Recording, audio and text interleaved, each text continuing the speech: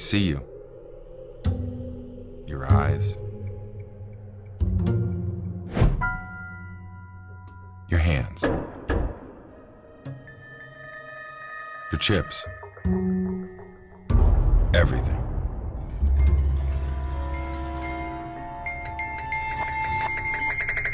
So I don't need to see your cards. We play at fulltailpoker.com.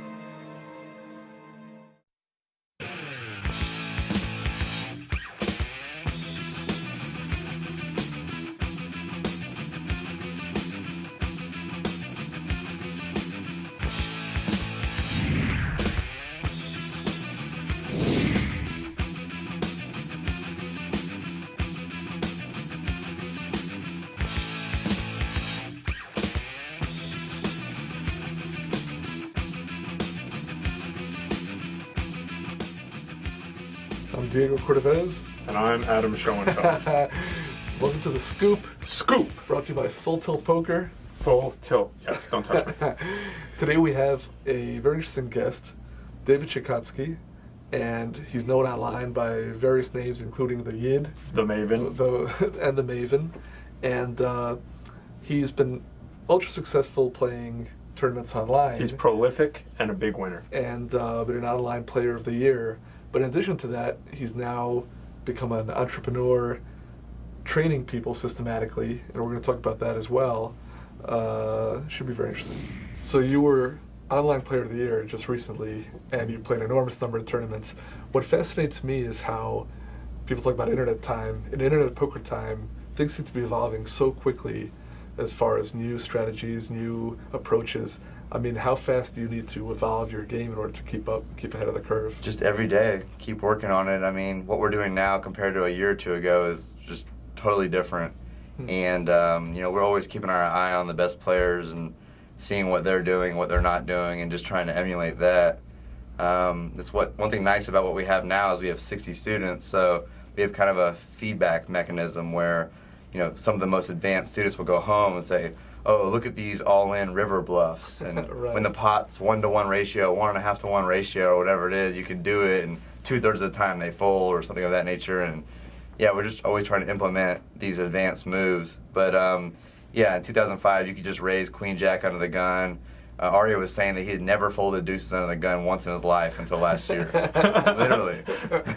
Some people say that about kings. They've never folded. About deuces. I have. Yeah.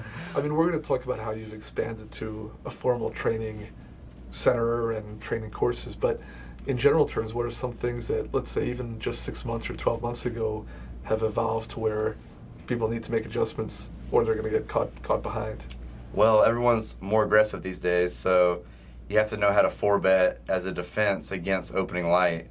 And you know, online these days, they have all these tracking software programs, so if you're not using those, you're at an extreme disadvantage to the field. And people always say, well, how do you know if they're using the tracking software? I go, when you look them up and they're up 30,000 or more, they're probably using the software.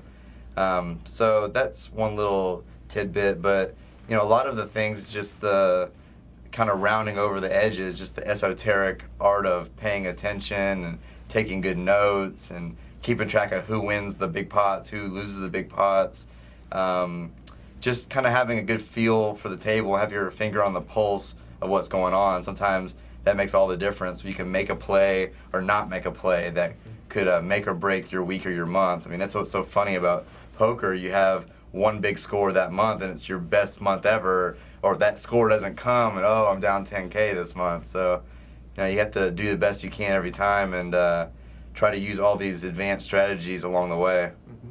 One of the things that I find impressive is that you play this incredible volume, but you emphasize to your students focus and concentration.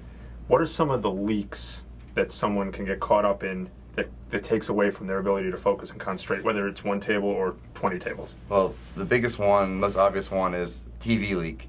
They're watching TV. I mean, I know because I used to do this. I used to go to Blockbuster and rent 10 movies, and for 15 hours straight, just watch the movies and click and play like a robot. But that was mostly in sit-and-goes and cash games. Especially in tournaments, you have to pay really close attention, all the little nuances. You get lobby leaks, where they're always checking the lobby to see how many people are left, how much it pays. They're putting themselves on tilt.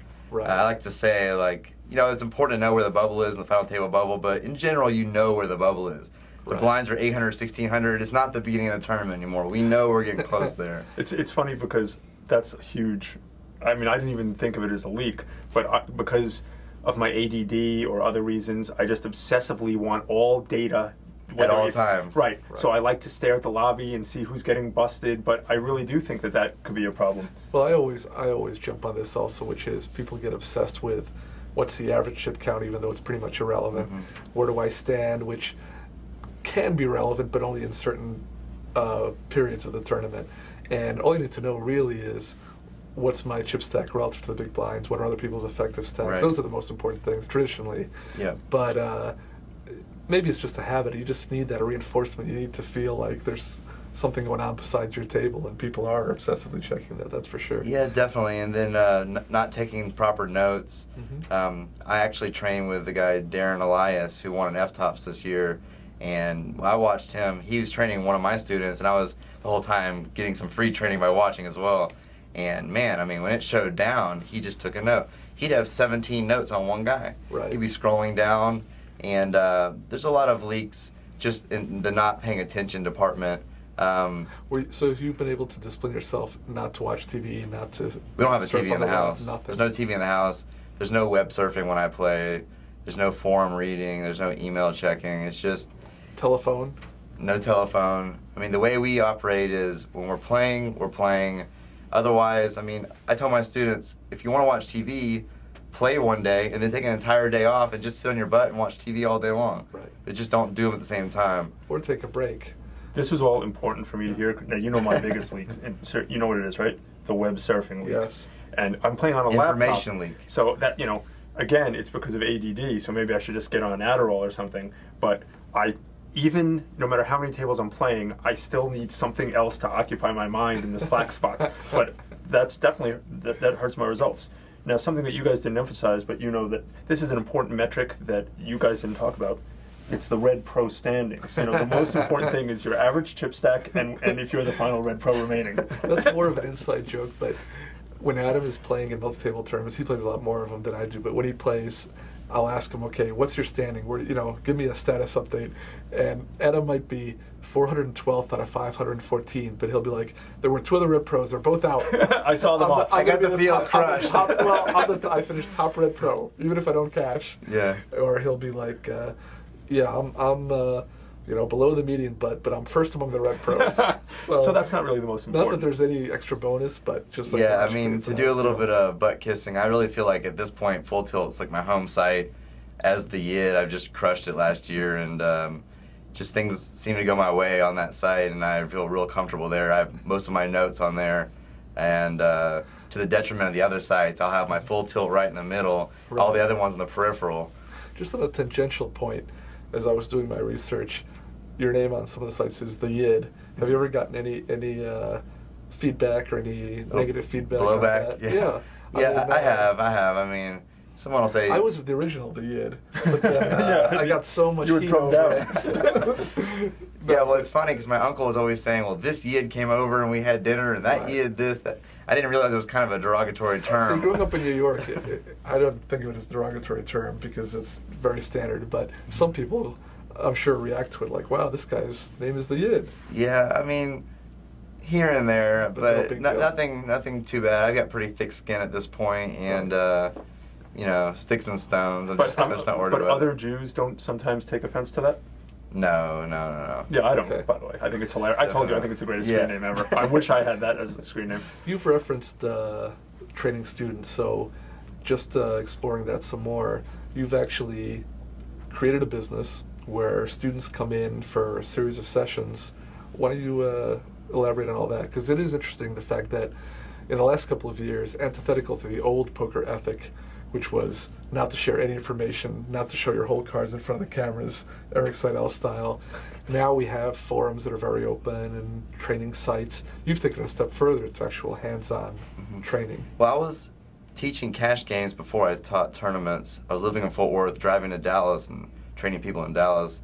So basically, what really got me started was just the idea that I can make a fixed income or side income on top of playing. And yeah, so right now basically I have a high-tech, state-of-the-art facility where basically throughout the entire house, when I play, all these different monitors will display my whole cards throughout the house. When I talk, it talks into a microphone, also broadcasts it around the house. And what's great is not only can I teach, but Ari can teach, Daisy can teach. We can bring in the best pros in the world and they can teach as well. Ari is a Bodog Ari who plays a lot of tournaments. I don't think Bodog's paying his bills anymore, so now I think he's just Ari. But we may have to do something. Just Ari. We'll get him sponsored somewhere else, and we'll start calling him some other Ari. But for people who follow the online and play a lot of online under the Bodog Ari name, he won a lot of tournaments. He crushed for years. Crushed for years, cash games and tournaments. He bought his house with cash. I think he's up $650,000 profit on stars alone. And you are business partners in this venture. Yes, we are. And so basically, I'll train someone, and then I'll shuffle them over to Ari. What I do now is I do public group lessons. I'll do 5 or 6 at a time. And while I'm teaching, I'll have 5 guys in my room. I'll send 1 at a time per hour over into his room to watch him. They'll get private lessons with him. If they like him as a tester, then they'll spend more time with him in the future. Right. But he's more of the mentor. He does a lot of, after we're done playing, he'll talk with the students and answer all the questions, goes over hand histories. And he's just a great poker mind. He's such a ringer. He's got so much experience that, it's great for me. Even most people don't have someone they can get an actual answer out of, where I can say, hey, Ari, look at this hand history. What do you think? And he goes, oh, I think you screwed up pretty cute. But your teaching method primarily is you're playing and people are, in a sense, looking over your shoulder, but you're also providing commentary and analysis as you Definitely. I'm actually kind of hoarse. I've lost my voice. But the first day I'll spend 8 to 10 hours just breaking down the system from top to bottom. And, a lot of people get rubbed the wrong way when I say system, but all it really is a methodology. Instead of calling like the old school players used to do, we re-raise. Instead of just folding here, we might 4-bet light, or here's based on situations. Everything's situational, and that's the thing. We want to take the optimal line on every single play, and that's our main goal, just to take each situation into account. And in 2005, you could just play your cards, you could just play position. These days, all the guys that come to me, they're all playing their cards, they're all playing position. You don't get enough good cards, you don't get enough positional situations. So right now we're looking more at spots. How many chips, what's your chip stack? What's their chip stack? What's your table image? What's their table image? How long till the blinds go up? What's your effective stack? And have you made this move before against them and things of that nature? And you just try to take the entire spot into account. The hand is just part of the spot. Right. Sorry, I was going to say, the age-old question that goes back to Doyle, Brunson, and Super System is that if you tell everyone your system or your methodology, now a lot of people start playing that way and it becomes much less effective. Your edge is reduced. Is that something you're concerned about?